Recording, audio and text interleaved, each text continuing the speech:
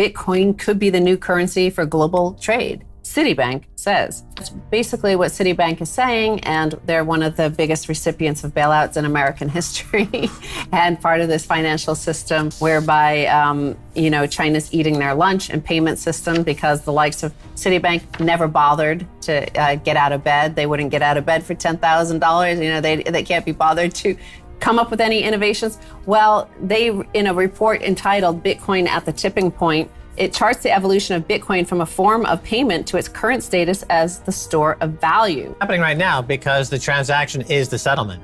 So you don't need Citibank. It obviates Citibank. It makes Citibank redundant, as are all banks redundant with Bitcoin. I can trade with you as a currency, and it doesn't require any bank. Doesn't require a central bank. And they got a little bit reversed. They're saying it started off as a means of payment and people are looking at it as a store of value. But in fact, it started off as a store of value and now it's morphing into a means of payment. That's the whole history of money. So Citibank should know at least the history of money and how money comes into existence. But nevertheless, a good effort. And I applaud them for at least recognizing that they're about to go out of business. But being involved in Bitcoin early in those days, there were many participants who thought it was like, we're going to compete with PayPal. We're going to compete with Visa. It's going to be a settlements. It's going to be used as a means of exchange like that. As you point out, it was actually always a store of value. And in fact, they point out the perceptions. They say perceptions about what makes Bitcoin important continue to evolve and create new opportunities while increasing its perception towards becoming mainstream. It's becoming more mainstream because people's perceptions, i.e. the thing that the Fed, Jerome Powell, is always trying to manage perceptions, right? That's what Fed speak is all about. They go out there to speak to the market and say, don't worry, we're going to take care of inflation. Don't worry, we're not printing too much money. You might perceive it, if you look over there, like at the food costs, like you might perceive it as a bad situation. But listen to me, I'm massaging your perception about the situation. Well, here the situation is being perceived as being a better store of value than the US dollar and perceived by international participants in the global market. They're perceiving this as a more neutral, better to use settlements layer. Right, there's $5 trillion a day in Forex market, foreign exchange, and that can be completely replaced with a Bitcoin as the base layer. Before we continue, help us by smashing that YouTube like button and subscribe now to this channel. This shows the algorithm that you value the information, and it helps us spread this message. Sharing is caring. Please like and subscribe now. Thank you. And now, let's continue. And we've seen that demonstrated now by sending currency from country to country, starting off in one currency, arriving at the destination in that local currency instantaneously, virtually at no cost. Central bank digital currencies under the bus. They're like central bank digital currencies, but by definition are central. Therefore, they cannot compete with Bitcoin. So Citibank, again, just threw another industry under the bus. Yeah, I mean, because of course the central bankers are going to look at this threat, the competitor, a better competitor of Bitcoin, and say, well, how do we act like them?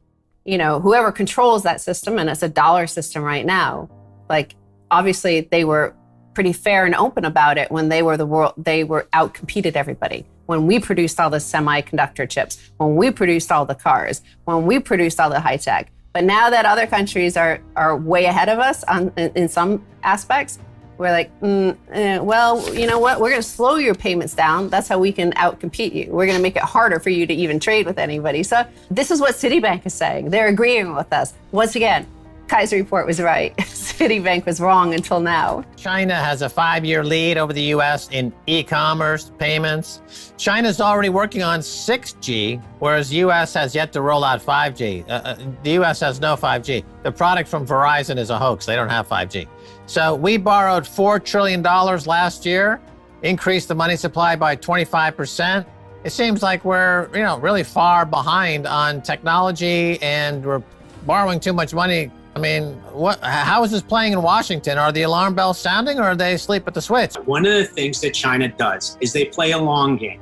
They play a 25, 50, 100-year game of chess, while we play checkers all day long on share price fluctuations on a day-to-day basis, quarterly results, 2 to 4 year election cycles, et cetera. And that creates a real problem for us to invest in infrastructure and for us to invest in R&D.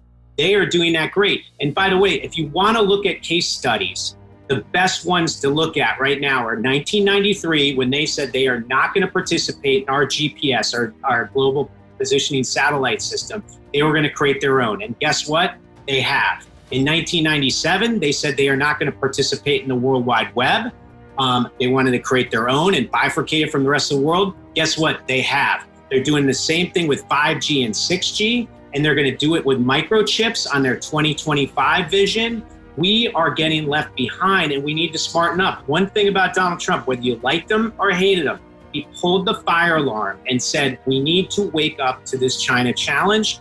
Time is running out, and we need to get serious about it. Whether he applied getting serious to it or not is one thing to debate. But what he did do is pull the fire alarm. We need to keep pulling it. We need to implement change now to address this. I noticed that Stan Druckenmiller, very famous money manager, he said he's going very, very short the dollar in long Asia. Okay, so money flows to where the returns are the greatest.